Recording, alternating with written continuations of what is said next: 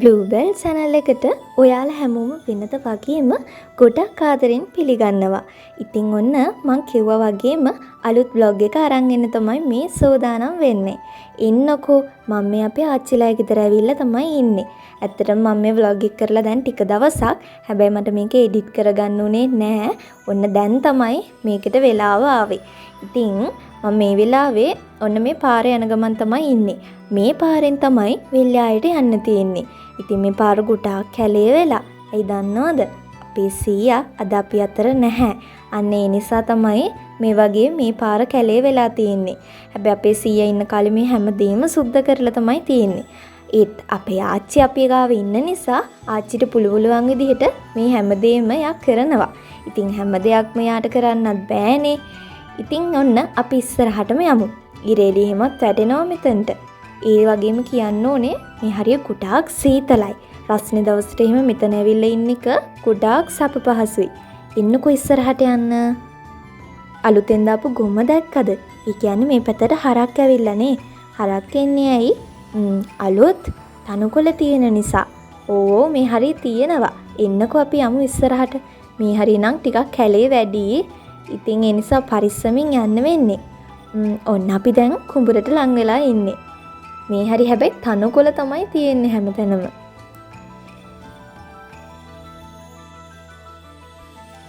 මේක පල්ලෙවෙල ගම. ඉතින් පල්ලෙවෙල ගමේම මේ වෙල්යාය දිගටම විහිදිලා තියෙනවා. හක්මනට කිට්ටු වෙන්න තියෙන්නේ මාතර ප්‍රදේශයේ. ඉතින් ඔයාලත් සමහර විට දන්නව ඇති මේ බලන්නකෝ. ඉස්සර කාලේ මේ වෙල්යායේ ගොඩාක් කවුරුදු උත්සව පවත්වනවා. හැබැයි දැන් නම් ඒව ගොඩක් වෙලාවට කෙරෙන්නේ නැහැ. අපේ සීයා හොඳ වෙද මහත්තයෙක්. මුළු ගමටම හිටපු හොඳම වෙද මහත්තයා තමයි අපේ සීයා. ඉතින් මට මතකයි අවුරුදු උත්සව තියෙන කාලෙට හිස තෙල් ගාද්දි අපේ සීයා තමයි ඒ වැඩේ කරන්නේ. ඒ වෙලාවට දැනෙන ආඩම්බරය, ඒ හැඟීම කියලා නිම කරන්න බෑ ඉතින්. ඉතින් මේ තියෙන්නේ අපේ සීයාගේ කුඹුරු කෑල්ල. මේ බලන්නකෝ අලුතෙන් දාපු ගොම එකක්. හැබැයි දැන් ටිකක් වේලිලා. දැක්කද මඩේරුණා? මේ ටික නම් ඔන්න අලුතෙන් හදලා තමයි තියෙන්නේ. හැබැයි අපේ සීයාගේ කුඹුර නම් තාම අස්වද්දන්න හිතලවත් නැහැ. මේ බලන්නකෝ. අන්න අර ඔයා ඈතින් දැක්ක නේද දඬු වැටක්? අන්නේ හරියේ එළවලු කොටුවක් තිබුණා. ඒකේ අස්සන් අරගෙන ඉවරයි.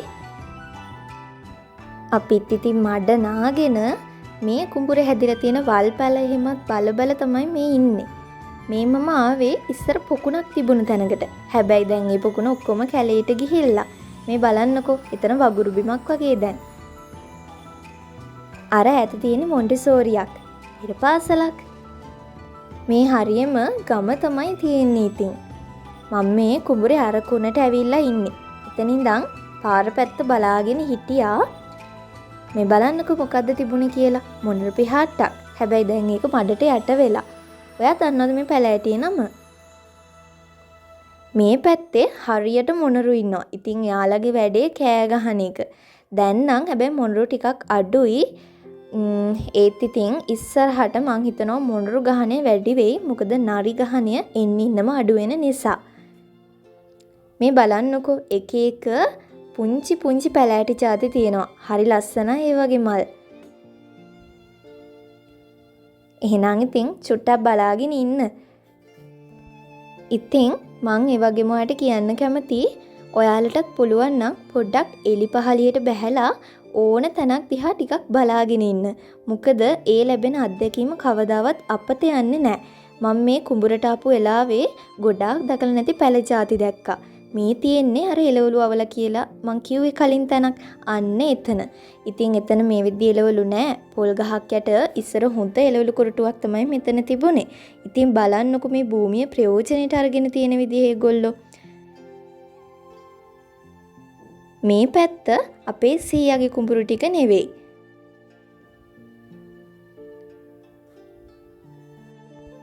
එහෙනම් ඉතින් ඔයා පොඩ්ඩක් බලාගෙන ඉන්න.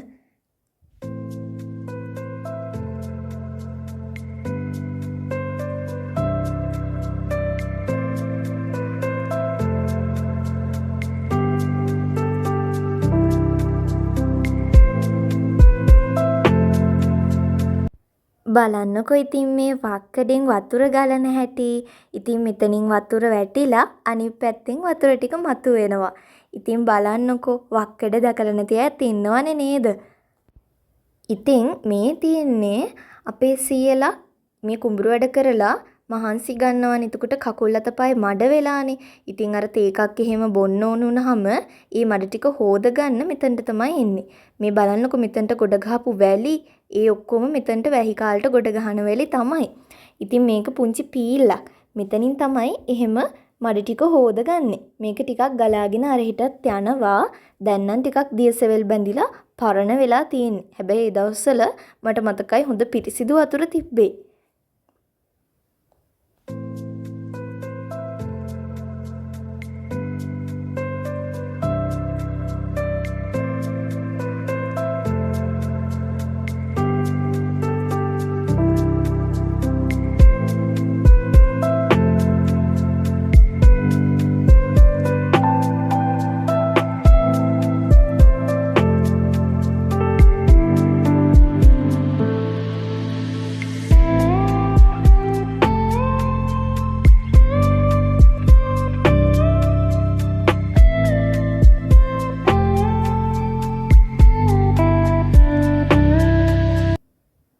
මේ කොලෙන් ඔයාට අපේ ජීවිතය පේන්නේ නැද්ද?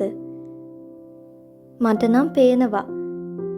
අපේ ජීවිතෙත් මේ වගේ ගලාගෙන යනවා.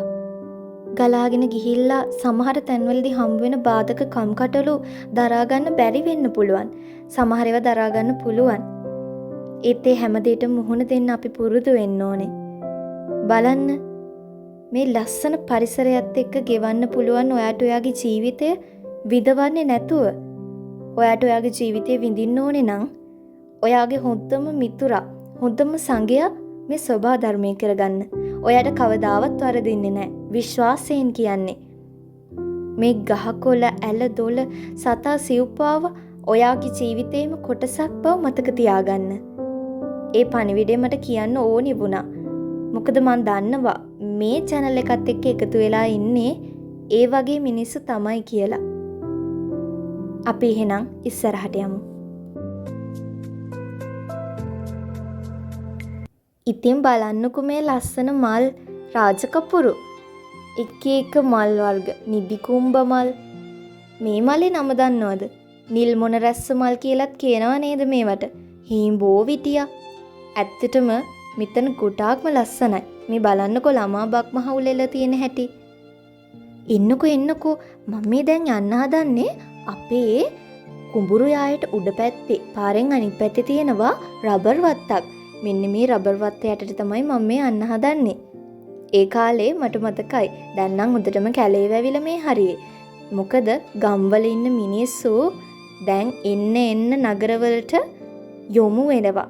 ඉතින් ඒ ගමම මේ ගම් අතහැරෙනවා. ඒත් අපි මේවත් රැක ගන්න ඕනේ නේද? බලන්නකෝ මේ හරිය ලස්සන. ඒ වගේම ගොඩක් සීතලයි.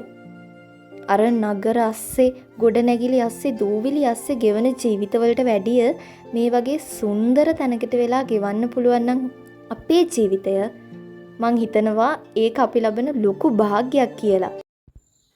ඉතින් එහෙනම් අදට ගිහින් එන්නම්. අලුත් වීඩියෝ එකක් අරන් එන්න බලාපොරොත්තු වෙන්න. හැමෝටම සුබ දවසක්.